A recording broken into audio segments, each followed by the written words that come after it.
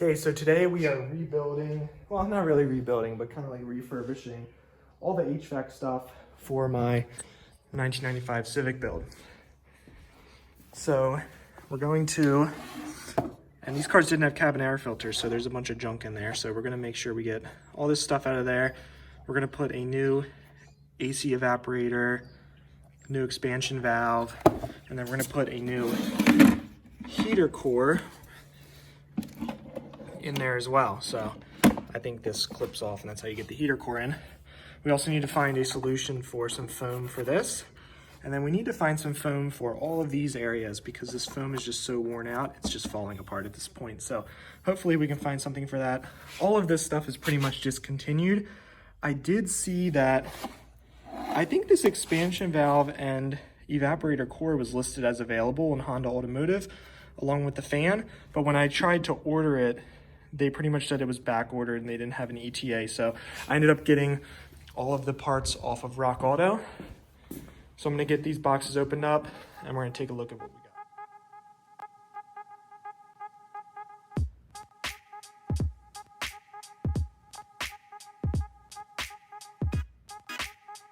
So like I said, we got the new heater core, the new evaporator, and new expansion valve. So yeah, it's unfortunate that Honda discontinued this. Hopefully this stuff will hold up okay. Obviously it's all, just made in China stuff. But I'm gonna scoot this back here for now, and then we're gonna start disassembling the HVAC unit in order to install these parts. So I'm gonna show you the best way I've found to take these clips off, because if you start prying with like a screwdriver, or something, it can mar up the plastic. So I just take a pair of needle nose and slip them under, pry on, and it comes right off without any, excessive force or anything like that.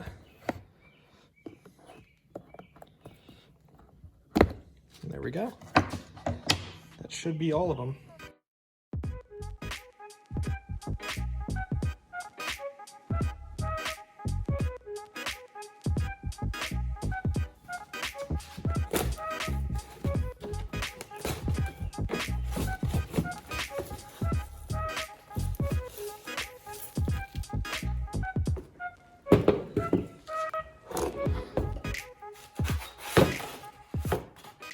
This thing is a lot worse than I thought it would be. There's no way I would be able to get all that out without taking this apart.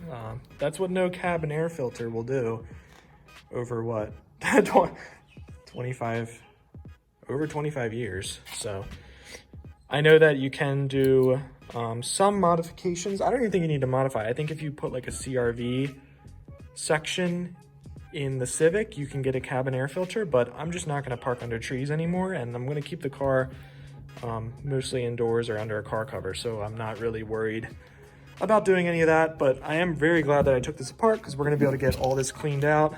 Most of the case is pretty good. I don't know the best way to clean the foam. I guess we'll just soapy water, and then yeah, before we put it back together, or after we put it back together, we're gonna put new foam on. But before we put it back together, I think it'd be easy to scrape all this old foam off and get that surface nice and clean. Okay, so this foam just pretty much peeled right off. That was super easy. I'm just gonna take this and soap it and rinse it off with some water. Okay, so you saw I just got done cleaning up these. Oops, oh man, that would have been scary. I do not want to break that. But they turned out pretty much perfect. Could not be happier. Nice and clean now. So we got those taken care of. And I'm going to do it one at a time. So I'm going to assemble the evaporator into there, get all that done, get all the seal in there. But let's talk about what I got for the seal. Got this from Lowe's, local hardware store basically. You can see it looks very much like the factory. It's just that foamy material. And this one's pretty thick, so I'm just gonna cut it to size. I did get some other sizes here, but I should be able to make it work with this right here. And then here, part number right there, this is some AC insulation tape. So you can see it's like this black sticky stuff. And where that goes is on the evaporator there is the expansion valve, and part of the expansion valve actually gets taped to this tube here. So we're gonna use that tape over there to tape the expansion valve onto there. And the last part is some foam. This is what I got.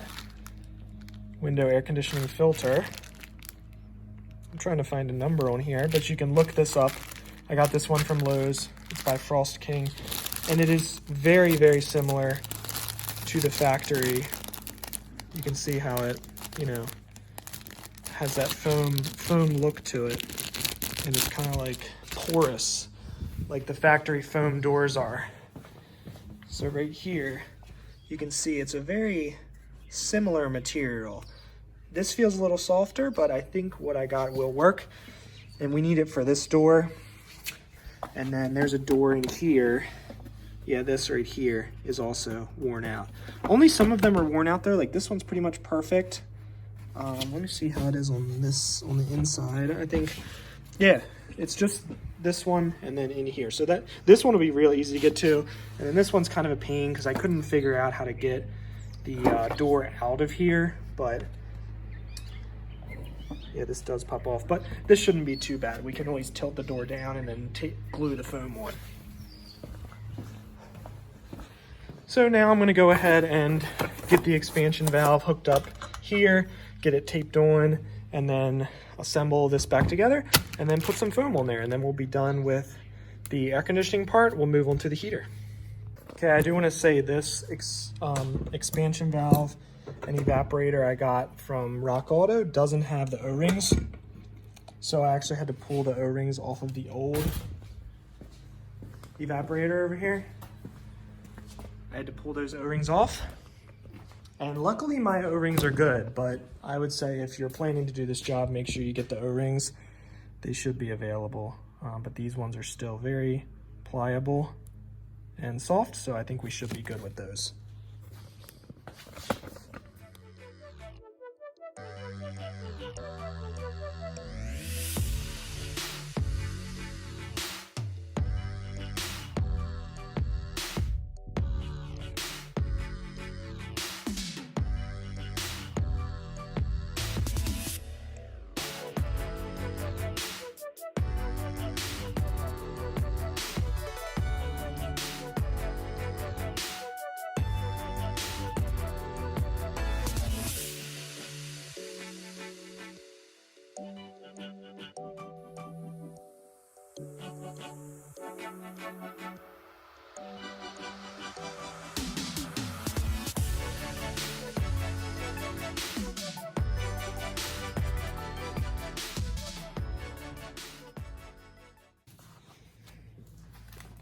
So I'm going with the 1/4 inch 3/8. This is what it is that I'm using.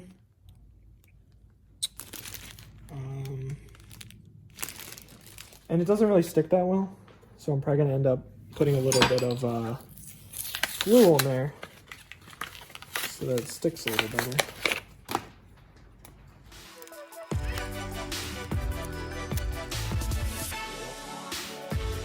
So the foam, I mean, it looks like the right size, but it's not sticky at all. Like zero, pretty much zero stick, which is totally lame. So I had to use some super glue here, and even that like doesn't even hold it. But I think what's gonna happen is when I put this together, I'm gonna have to make sure that the foam kind of stays straight and doesn't move around, and then I probably won't be able to take this back apart. Like I'm gonna have to make sure I have all the little screws in there holding this together nice and tight so that it's not constantly like moving around and knocking the foam loose. Because up until now, I've just been taking it apart and putting it back together every time I take it out of the car, but I don't think I'll be able to do that. Here's the old foam. So I think it's a pretty close match in like size and thickness. It might be a little. Now that that's done, we're gonna move on to the heater core part. So I'm gonna get that over here and start taking the old one out.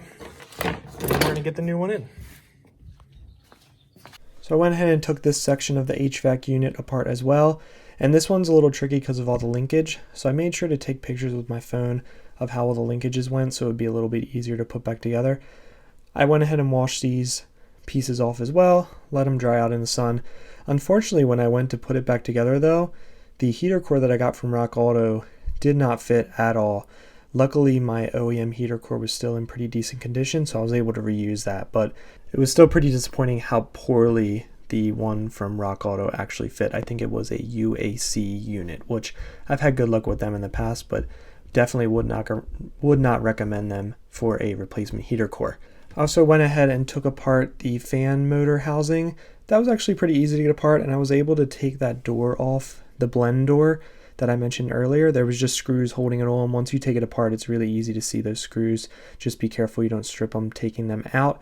And then here's how I repaired the foam on the door that was inside of the box with the heater core, and then the door that was for the blend. Actually, it's not the blend door, it is the recirc door. That's the one that was very poorly damaged, that sits right above the fan motor. So I'll show you guys how I ended up fixing that door. Okay, so as you just saw, I got one of the doors done. I actually just did the other door real quick. I still have to trim it. That's how I've been doing it. I think it's a little easier to just do it oversized and then trim it. On one of these sides, I did that, and then on the other side, I didn't. I think they both turned out pretty good, so I'm really happy with how this turned out. It's really close to like the OEM. It's not 100% perfect, but as you can see, it is like it'll compress and provide like a pretty good seal, I think. This door was fine. We had to do a little strip on this. This door was fine. This door was fine. So everything's disassembled. Everything's cleaned off. Obviously, we have all this linkage that we have to put back on, so hopefully we get all that right everywhere. Let me show you all of the cleaned up pieces, and then we're going to start reassembly.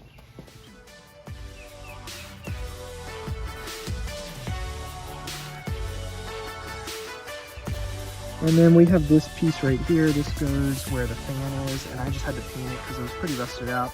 So I just sprayed it real quick with some silver, which was the factory color anyway. So I'm pretty happy with how that turned out too.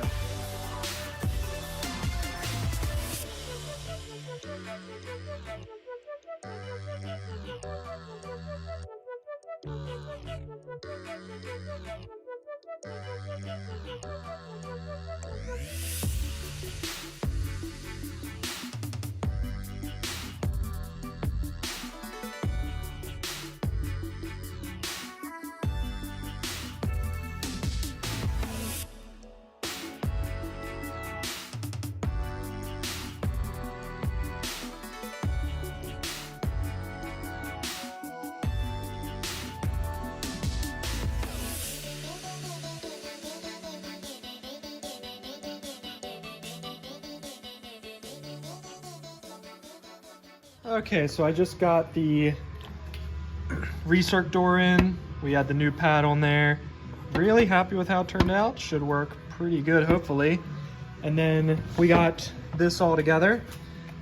So I think I had last clip, saw putting all this linkage together and stuff like that. Ended up going with a different brand for this. It is this Frost King Self-Stick 3/8 foam. Still didn't stick very well, so I still ended up gluing it, but overall really happy with how it turned out. So now I'm just going to finish putting this together, and then we'll be able to mount all the boxes together.